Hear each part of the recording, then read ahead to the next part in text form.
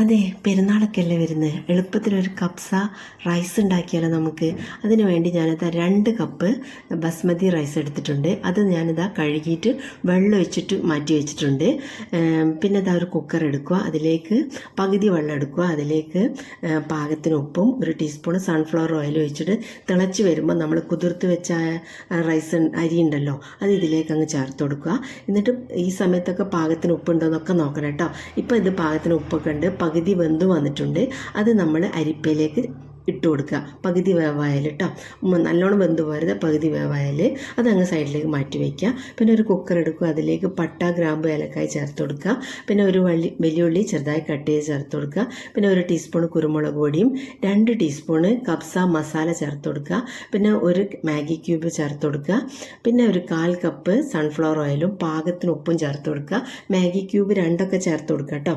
പിന്നെ ഇത് നല്ലോണം കൈകൊണ്ട് ഞെരണ്ടിയിട്ട് തന്നെ ചേർത്ത് കൊടുക്കുക. നിങ്ങളതിൽ ക്യാപ്സിക്കം ഇരിപ്പുണ്ടെങ്കിൽ അതും നിങ്ങൾക്ക് ഇതിലേക്ക് ചെറുതായി കട്ട് ചെയ്ത് ചേർത്ത് കൊടുക്കുക കേട്ടോ.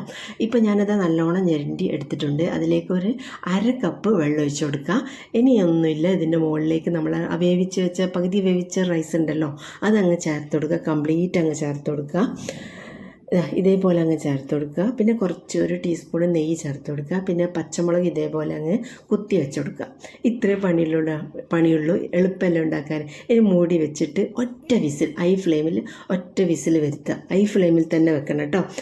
അപ്പോൾ നമ്മളെ കപ്സ റൈസ് ഇവിടെ റെഡി ആയിട്ടുണ്ട്. ഇത് നിങ്ങൾക്ക് ചിക്കൻ ഫ്രൈ ചെയ്തിട്ട്, പിന്നെ മട്ടൻ ഫ്രൈ ചെയ്തിട്ട്, ബീഫ് ഫ്രൈ ചെയ്തിട്ടൊക്കെ ഇതിനൂടെ കഴിക്കാം കേട്ടോ. ഞാനിതിൻ്റെ കൂടെ കഴിക്കുന്നത് ഫിഷ് ഫ്രൈ ചെയ്തിട്ടാണ് കേട്ടോ. അപ്പോൾ ഇത് ഒറ്റ വിസിൽ വന്നിട്ടുണ്ട്.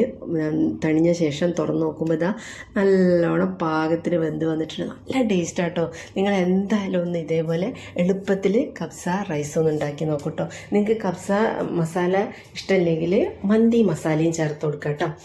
അങ്ങനെ നമ്മൾ എളുപ്പത്തിലുള്ള കപ്സ റൈസ് ഇവിടെ റെഡി ആയിട്ടുണ്ട്. ഞാനിതാ ഫിഷ് ഫ്രൈ ചെയ്തിട്ട് ഇതിൻ്റെ മുകളിലേക്ക് വെച്ച് കൊടുത്തിട്ടുണ്ട്. നല്ല ഭംഗിയില്ലേ കാണാൻ, നല്ല ടേസ്റ്റും കേട്ടോ. നിങ്ങൾ ഒരു തവണയെങ്കിലും ഒന്ന് ഉണ്ടാക്കി നോക്കൂ കേട്ടോ. എളുപ്പമല്ലേ ഉണ്ടാക്കാൻ, കുക്കറിലല്ലേ, എളുപ്പത്തിൽ തന്നെ നമുക്ക് റെഡിയാക്കി എടുക്കാൻ പറ്റും. പുറത്തൊന്നും പോയിട്ട് റെസ്റ്റോറൻറ്റിൽ പോയിട്ട് ഒന്നും വാങ്ങേണ്ട ആവശ്യം, നല്ല വില കേട്ടോ, നല്ല ടേസ്റ്റുമാണ്. അപ്പോൾ എല്ലാവരും ഒന്ന് ഉണ്ടാക്കി നോക്കുക. ഇപ്പോൾ ഈ പെരുന്നാളൊക്കെ അല്ലേ വരുന്നത്, എളുപ്പത്തിൽ തന്നെ ഇത് റെഡിയാക്കി എടുക്കാൻ പറ്റും. അടിപൊളിയാണ്.